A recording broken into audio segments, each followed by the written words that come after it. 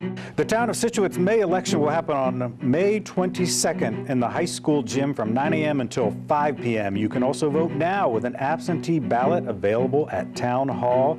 But no matter which way you vote, one thing will be the same. This is your ballot. Several names appear on here. All of them are uncontested except one, and it is one of the most talked about committees here in town, the school committee. On the ballot, incumbent Michael Long and the competition, Richard Taft. Each candidate agreed to sit down with Scituate TV on a closed set to answer questions about the pandemic, diversity, equity, and inclusion, the school budget, and more. And right now, it is your time to meet Richard Taft. Richard Taft, thank you for being here. We have a lot to talk about. COVID-19, diversity, equity, inclusion, the budget, much, much more. But first, we want to make sure we give you a chance to introduce yourself and explain why you are running for school committee. Well, thank you, Seth. Thank you for inviting me here. Thank you for inviting Mike here. I think we were talking a minute ago. This is new for me. This is new for my family. We're sort of new to Scituate, so we're not townies. We moved here 7 years ago. We moved here because we really thought it was a great place to live and still do. And about me, I grew up in Rhode Island and I moved to Atlanta really when I left to go to college. I lived there for about 20 years. I went to Georgia Tech. Later in life, I went on to live in Montreal for 4 or 5 years. I ran a business in Montreal. And through those periods of time, I had the opportunity and blessing to really travel the world. I got to see a lot of the world. I got to see China and India, parts of Europe. I've been all around the United States. And so what I came to realize in doing that is no matter where I went, I was surprised to find out how much I had in common with a lot of people. I can remember going to India and dealing with a particular businessman there, and he was a very successful businessman. And I remember him bringing me into his office, and he introduced me to his daughter. And he beamed about the degrees that she had. He told me how she had an MBA, how she had a law degree, and how he was going to leave the business to her. And so you could see in that moment how, at least for me, it was impressed upon me, they think the same way we do, right? They live in a different place, but they're not really much different, right? So we're really all very similar. And we have so much in common. And it really doesn't matter where we come from. When I went to China, I worked with a consulting firm, big consulting firm there. And the person that showed me around, and most of the Chinese there actually adopted an English name. So her name was Lisa. And so they did that because they wanted people to be welcome in the community. And so Lisa would show me around China, and I started to get to know Lisa. And Lisa said, you know, New Year's coming up. We're going to go home to my family. And I'm going to tell them about, you know, what I do. And she came from the country. So she moved into the city to, you know, find a dream, to work hard. And so, again, same kinds of things. Here I'm in China, communist China. And I find I have something in common with Lisa in her life. And then I moved to Montreal. And when I lived in Montreal, what I was able to do is I got to run a business there. And the business I ran, we had people from all over the world that came to work for us. And they came from Eastern Europe. They came from all walks of life. They came from India. They came from Egypt. And one person in particular, again, impressed me. So this person was probably at the time in his mid-30s. And so I got to know him. And I said, well, what brought you to Canada? And he said, well, when I was 23, I knew I had to leave India. I mean, I had to leave Egypt. And I said, really? And I said, well, how long did that take? He said, well, I knew it was going to take at least 6 years. And I said, well, why didn't you want to come to the United States? He says, because that would take 8 years. So I decided to go to Canada. So, okay, so this person, when he was 23, decided that 6 years from now, I'm going to move to another country that I have no family in, didn't know anybody, and start my life over again, advanced degree in engineering. And I said, that's just amazing. And so the takeaway from that was people that move, that immigrate, to the United States or Canada, places like that, they are the ultimate entrepreneurs. They leave everything behind. And I came to really appreciate what they have to do. And so that's kind of where I come from when I think about what people have in common. It really, there's so much fundamental to being just a human being that we can share. And so now I'm in Scituate. And so I moved here 7 years ago, and the owner of the company that brought me here, so he drives me around Scituate when he's interviewing me. And of course, he drives me around the shorelines. Never mind, he doesn't tell me that, you know, the places that I could afford to live wouldn't be on those shorelines, but still a great place to live. So I got to live here in Scituate. And so I moved here. And in the last, I don't know, couple of years, in this past year, my daughter wanted to go, she wanted to be part of the public school system.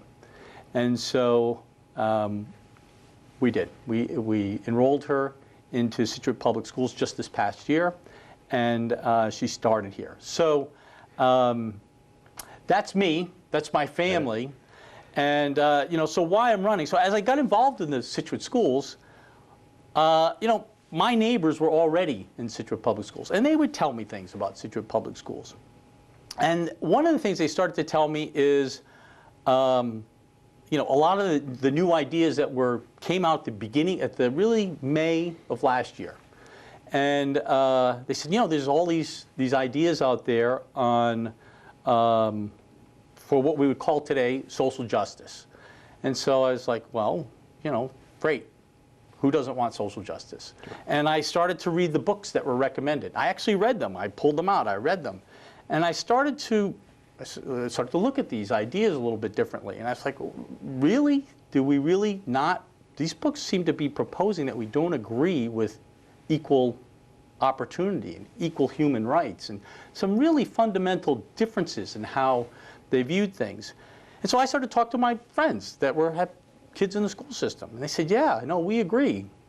And we talked more about it. And I said, have you said anything? They said, yeah, we have, but we're really sort of afraid to say some things. We don't think that people are listening to us when we do say something. And because when we do speak out against it, or we voice a concern about, really, is this what you mean about how you view equal rights? They were like, we're being told we're anti-something, or we're anti-this, or we're anti-that, or we're racist. And our opinions are being really demonized. And I thought that was wrong.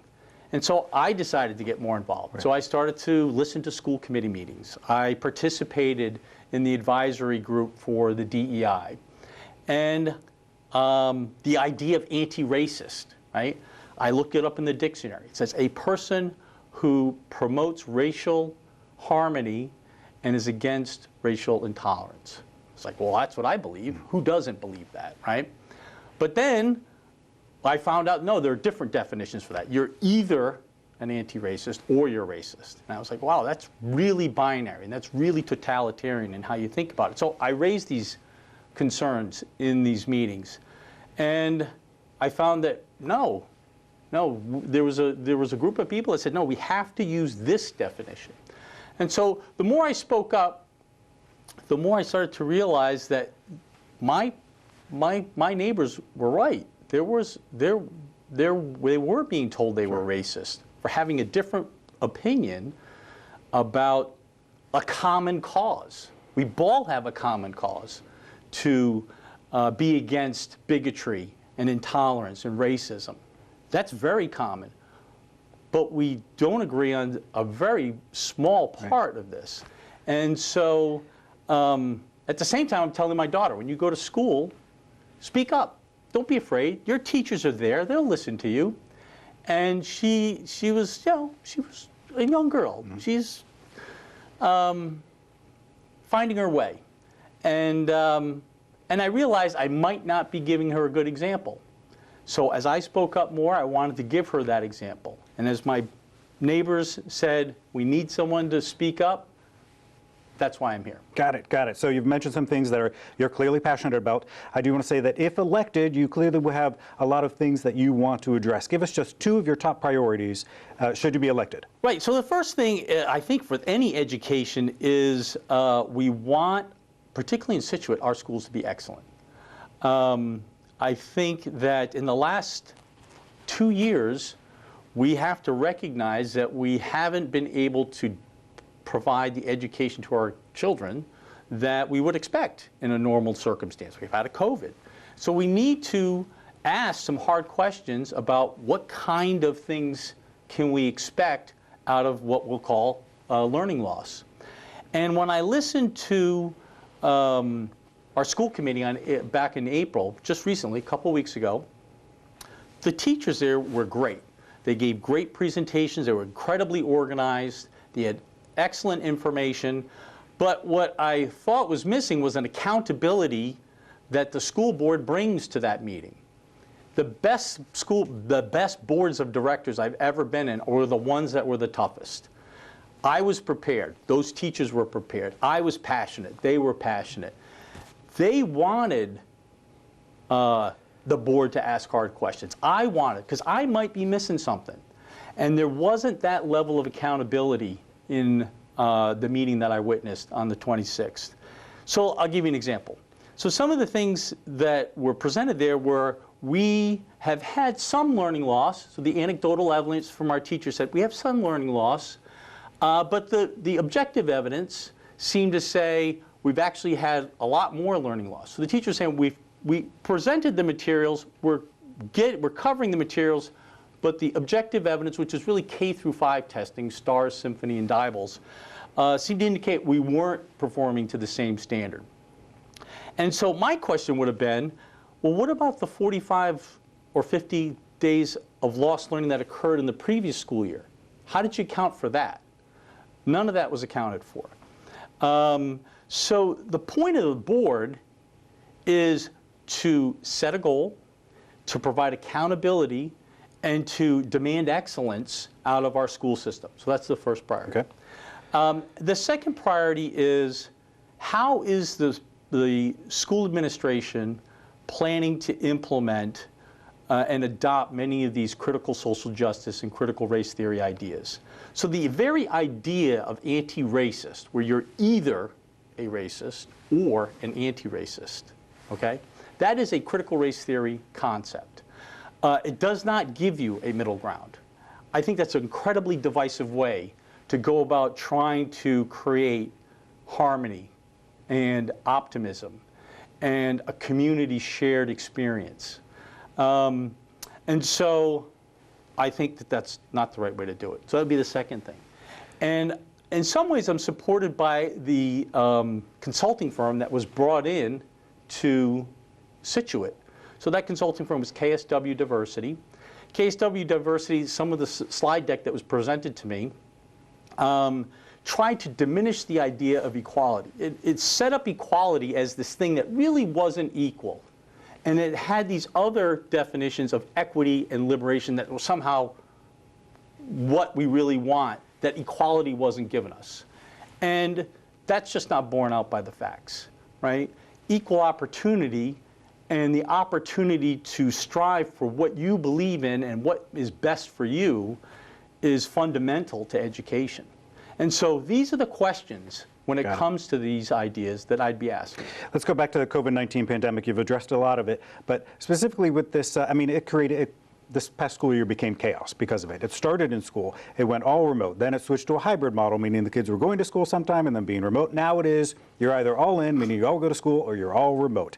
Now, the state obviously gave some guidance, but the majority of decisions came down to, had to be made by the school districts. How do you think our school district handled the pandemic?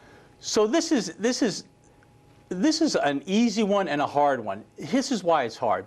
I hate to be somebody that goes back in time and says, I have 20/20 vision and you did this wrong. Sure. So having said that, I think that we could have been and done more to make our students in person more often. And okay, so why is that? So when you look at the schools that were in person more often, So we were like in the middle of the pack when it came to public schools. They were doing something more there that we weren't, A. B, when you look at private schools and Catholic Christian schools, right?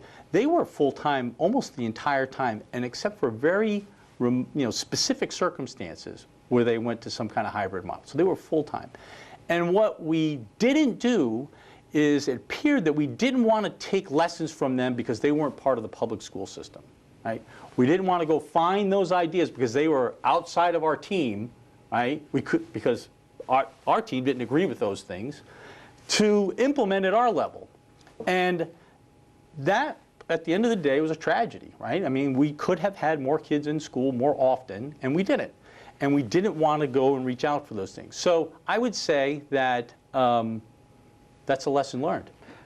Fair enough. Looking ahead to next year, 2021, 2022, what sort of model do you think we should adopt? We should be full in-person, no masks, no social distancing. There doesn't appear to me to be any good reason why we wouldn't allow that. In fact, even today, my daughter plays athletics outside. CDC says that you can be outside without a mask. Why aren't we outside allowing those kids to play and compete and outside without a mask? Doesn't make any sense. Speaking of next year, New York City Public Schools just announced that they are getting rid of snow days forever because their remote model, they say, because the remote model worked so well. If the school administration came to the school committee and you were on that school committee and they said, we want to get rid of snow days because the remote model works, would you vote yes or no? Yeah, that's the first time I've heard that. That's really cool. I would say that in the last 2 years, our teachers have probably done more to learn about remote learning technologies than they did in the last, I bet, 10 years. I bet they learned more how to do it in the last 6 months than they learned in the last 10 years. And I think that's a great thing. Do I think you should totally eliminate the snow day? I think there's probably some administrative and structural things there that we'd have to consider. But if you ask me for an immediate answer right now, it doesn't seem to make any sense, right? I mean, look, if we were able to, in a pandemic, get rid of in-person learning and, at least as the anecdotal evidence that our teachers have laid out, we've been able to cover the material. One day, what are our total snow days, like 8, something like that? So we have 8, we couldn't have remote learning on those 8 days. I think the structural things would be, have we considered technological things? Are we sure they're going to be online? Have we set up a schedule in advance so that when that happens, the teachers know what to do and the students know what to do? So outside of those kind of technicalities, if we were able to already plan for those, then there would seem to be no reason why we shouldn't. I have talked to and I've seen a lot of teachers that are exhausted, they're frustrated, and this entire pandemic process. Have we and are we asking too much of our teachers? I think in the last year we asked a lot of our teachers. There is no doubt about it. And we asked a lot of our teachers in a lot of things. We asked them to be experts on ventilation. We asked them to be experts on what social distancing means. We asked them to be experts on should that student be wearing a mask or should not. Thank goodness I didn't have that job. Right? I mean, I had to be an expert in air conditioning and ventilation. I'm really good at that. That's what I want our teachers to be really good at. We want them to be really good at being teachers. We want them to have the tools that they need to be really great teachers. We want them to do what they're really passionate about. That's teaching and being interactive with kids. We don't want them spending their time and effort trying to learn about ventilation. That's not their job. I'm just picking that as an example because, but I mean, no, of course we did. We asked them to do a lot. And this is why we could have probably done more to get kids in school more so they were concentrating on it. I mean, in November of last year when I was listening to school committee meetings, the middle school teachers were the ones that were ringing the alarm the loudest. Because if you think about it, how does a second grader get on a keyboard and type out his or her homework that day, right? They were the ones experiencing the most loss. Just like in the case of a pandemic, we should have been focusing on our elderly population, giving them the most attention. For our school education, we should have been focusing on our K through 5 kids because they were the ones really getting hit hard. Could the high school kids adapt more to technology? Absolutely. They do it every day. We've got Kyle here in the room. He's operating this, right? So, yeah, there were different strokes there for different school kids. Got it. Let's go back to school administration, specifically the superintendent, Bill Burkhead. The school committee is essentially his boss. He reports to that school committee. I want you to tell me what you think he's doing well and what he needs to improve upon. You know, this is interesting because as I kind of got more advanced into my career, and actually I owned a business at one time. It's like, great, I own my own business, or I'm the boss of this business in Montreal, or I'm the boss, right? And so people think, well, you're the boss. You're the only guy here making those decisions. And what I came to realize is that, no, really, when my customers call me on the phone, they're the boss.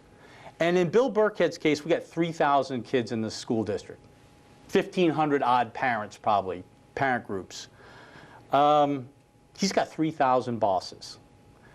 What an incredibly hard job to have 3,000 bosses. And so, you know, you can say, well, the school committee got those 5 people. He really answers to them. He really answers to a lot more than that. So hats off to Bill Burkhead in the last year.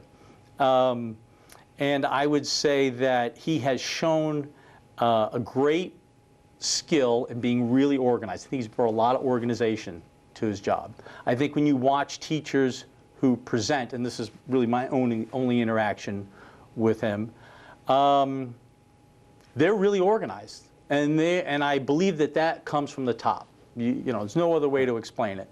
I have, on a couple of occasions, talked to Superintendent Burkhead. He's been personable, he's been polite, he's been organized, he's been willing to listen. So, you know, from those perspectives, I think he's a good man. Let's take that evaluation and turn it towards the school committee. Chair Peter Gates, Vice Chair Mike Long, Janice Lindblom, Mike Hayes, Nicole Brandolini. What are they doing well? What do they need to work on? Well, here's the thing. So I started why I'm here, right? Why am I even doing this, right? Look, if I had thought that the school committee was listening to parents and parents' concerns, and parents' concerns that they probably don't agree with, you know, at some fundamental philosophical level. And they had listened to us in a way that had made us believe that our interests and our points of view were at the very least ameliorating their points of view, which was softening their position a little bit and taking our positions into account and trying to find a way forward, I probably wouldn't be here today. So that's something that's a concern. And then the second thing is, I think that the school board, as I mentioned with regard to the presentation just a few weeks ago, just because you're critical or you're asking hard questions doesn't make you a bad school board. It doesn't make you anti-teacher. It doesn't make you anti-administration. And what I find is a lot of times when information gets presented, there's not I don't know why, but there's not a lot of accountability in the questions they ask. And so maybe some of them have been there a long time and they know the answer before they ask it, or they don't know the reason, a need to ask it. Well, the reason you need to ask those questions and ask for some accountability is at the very least so that the people watching those meetings understand what the real depth of the issues are that you're trying to deal with. So I think the school board could do a better job in that regard. Got it. Let's shift topics completely. The other big topic this year, diversity, equity, and inclusion. Recently, the school administration hired its first DEI director, Jamil Adams. Two things. How important do you think this position is, and what do you expect from Mr. Adams within his first year? Well, a couple things. One, I had asked some questions along the way on this topic, so I've already expressed what some of those questions were. Right. I had put forward those questions in written form. None of those questions were asked. So it would be really important to know, like, what is Mr. Adams' position on critical race theory? Is it a controversial topic? How does he plan, or does he plan, to implement fundamental tenets of critical race theory and how he views diversity, equity, inclusion? In my research of this, I came across a relatively well-known person in this area. His name is Derek Gay. And some of the things that were interesting to me is He said, we're horrible at defining the goals of diversity. Increasing diversity is not a goal. Those are his quotes. The goal of diversity should be where everyone can flourish. If this is where we're coming out on diversity, equity, inclusion, I'm all for it. Mr. Gay has said, even in predominantly white schools, we can be 100% diverse because every student is unique. This is a great philosophy. This is where we should be coming out on diversity. If, on the other hand, we're trying to use diversity, equity, and inclusion as a way to turn up the sensitivity so that every action, interaction, how we view students when they make mistakes as some kind of social justice error, that they are racist in the mistakes that they make, that they are anti-something in the mistakes that they are making, and that's how we're going to explain to our community diversity, equity, inclusion, well, that's a really divisive way in which we go about doing that. And so I don't know some of these, the answers to some of these questions from Jamil. And so it would be good to know those things. I want to ask you specifically about gender identity and being transgender. I believe you were in the school committee meeting, but at a recent school committee meeting, there was a very heated emotional discussion after a father brought up his concerns that his younger daughter that's in the Scituate public school system was learning what it means to be transgender. Now specifically, he thought, A, she was too young, and B, he thought he should educate her and not the school system. So when we think about gender identity, who do you think should educate Scituate's youth? The parents, the teachers, and if the teachers, at what age, what grade? You know what? That's a great question. That really wasn't in here, but yeah. I'm sorry, I did not put that in your list. It's totally appropriate, though, because this, I think, really gets down to the nature of our society today. When does a person become responsible for themselves, right? And when and who gets to do that before that point? The needs of an 18-year-old senior at the Scituate High School are completely different than the needs of a 5th grader or a 2nd grader, right? And I think that what I've seen recently is that this is kind of where we could have ameliorated some of our concerns. Up until a certain point, and I would say well into high school, I loan you my child. I'm a parent of my child. I am their primary responsibility, right? I'm the person that's primarily responsible for how they view the world, okay? I expect that at that formative point of their world, that the school is going to support that position, that I am it. To the extent that our opinions, the school's opinion on something and my opinion on something, are in agreement, great. To the extent that they might be different, then the school should tell me in advance and allow me the opportunity as the primary caregiver of that child, the opportunity to say, you know what, my child, because I know my child better, okay, isn't ready for that. I don't believe they are. And so I believe that was the nature of the context of that conversation. I believe I missed that meeting. That was one of the few meetings I missed. And I saw it later, and then I started to, and so people texted me and said, "Can you believe this?" And what I saw after that really was that difference of opinion. We had parents that had a complete difference of opinion with other parents. Where I think that they were common, and which wasn't expressed, and this is where I think the school committee could have stepped forward and found common ground. The common ground in both of those, and the parents that were disagreeing, the common ground was they were their kids' parents. They deserved the right to tell their kids how to view the world, right? That's where they were common. And I think the school committee had come forward and been more explicit about that. The difference of, okay, when do we introduce these contexts, or when do we allow parents to be introduced in those contexts, becomes a difference of opinion that gets accommodated as those parents believe their children become mature enough to take those. Is it possible that some parents will believe that my child will never be sufficiently mature that until they've left and gone to college? That's kind of how my mom thought about things, right? I mean, We live in a different time today. We have introduced adult concepts into our child's lives much earlier than I had to deal with them. And so I had to find them out and introduce them to myself later in life.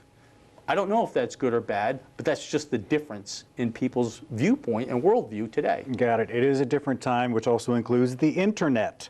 So we know on the internet, racism, homophobia, sexism, it happens. When it happens here in town, and it is happening, and it involves students.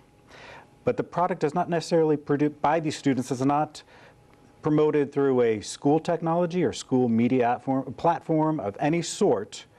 What role do you think the school administration should play in educating these students and disciplining?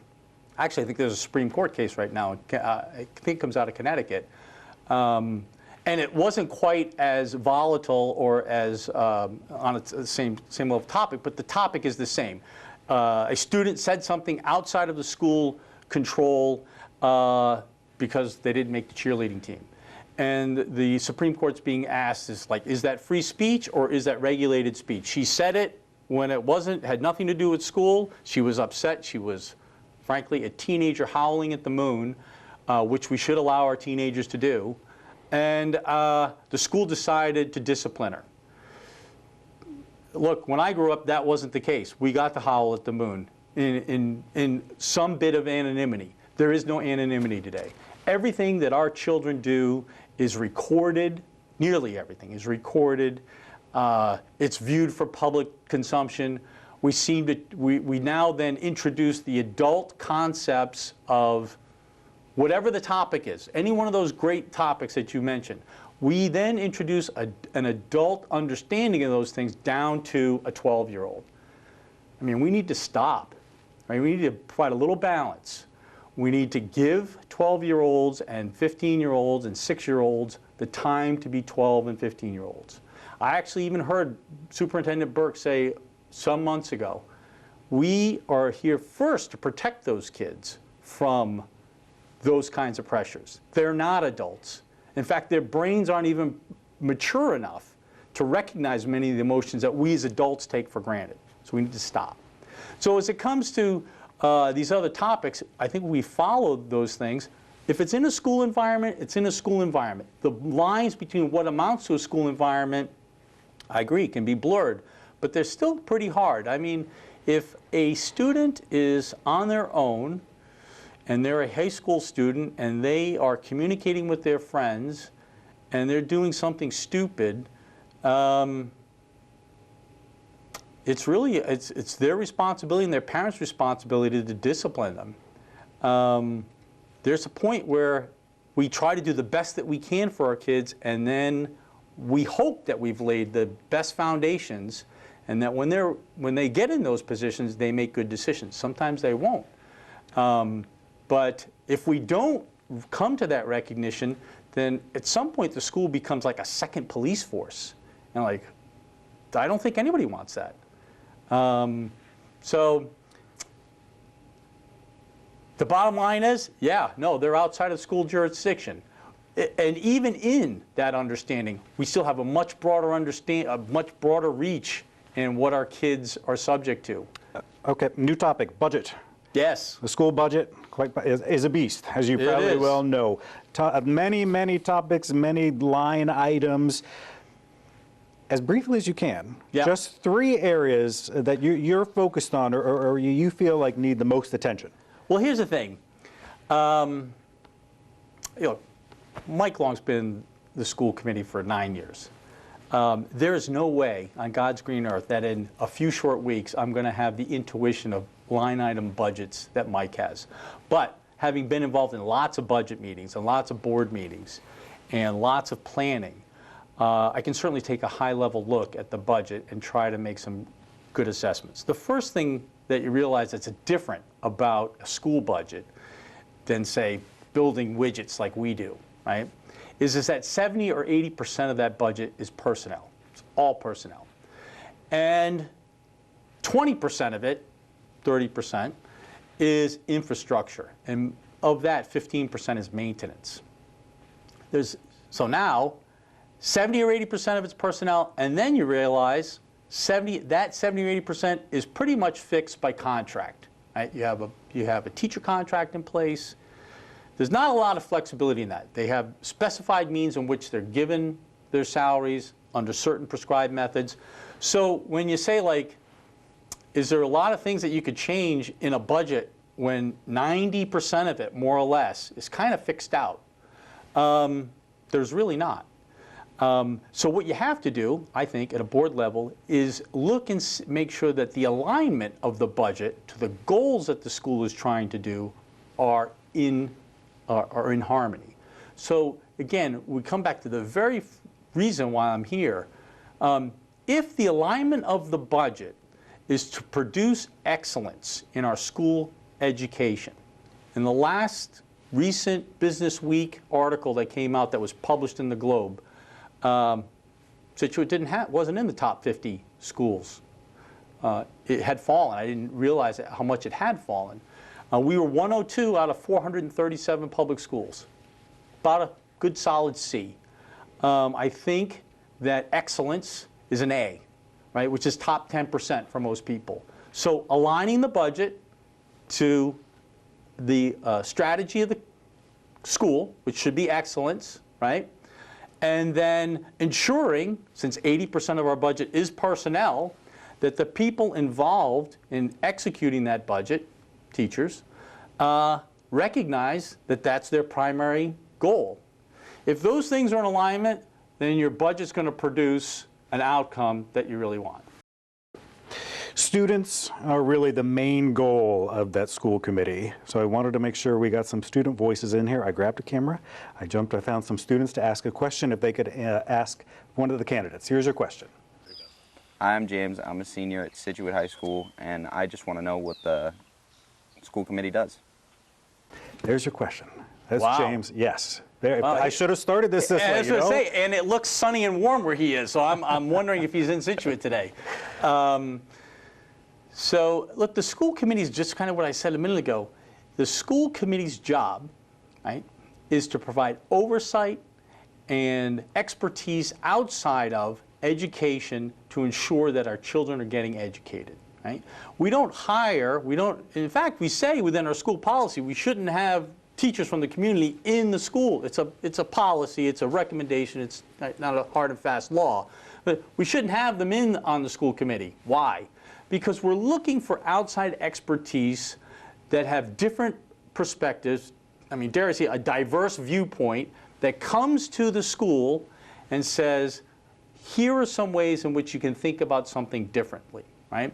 And they are accountable to the voter, right? So to the extent that they don't execute what the voter wants, and so the thing to think about is like in a school committee or in a school budget, right? Only 25 or 30% of the people in Scituate actually get the benefit of a school. So that means the other 70% of the population of our town are contributing to that. And they're expecting kind of, to some extent, a really good education. And so that school committee has a obligation to not just the 30% of the people here, but the other 70% that are contributing to that goal to execute that and to bring their varied expertise to make sure that happens. Final question. Who's one of your favorite teachers and why from your education? My education. Well, I would say it was, it was one of my MBA teachers.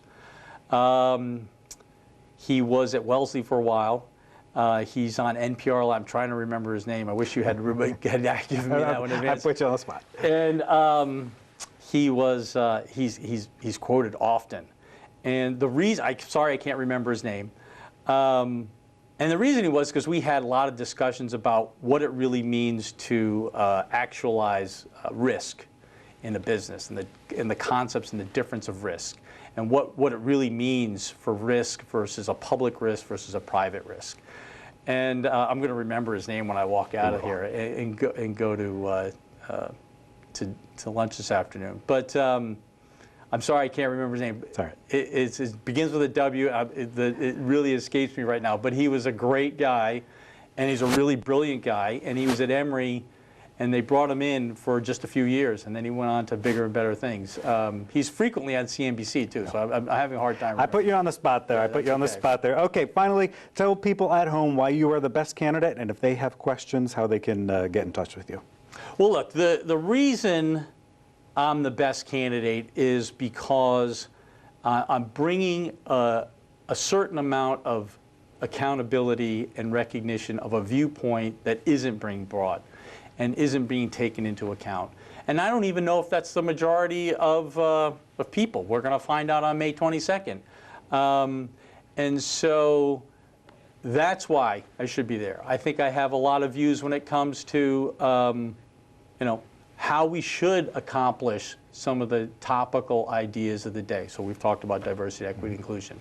And again, how do these things align with the primary mission of the school? And I'm not afraid to speak out. Perfect. Richard you. Taft, thank you for being there. Thank you. And remember, the election is May 22nd, the high school gym, 9 a.m. to 5 p.m. Absentee voting is happening now.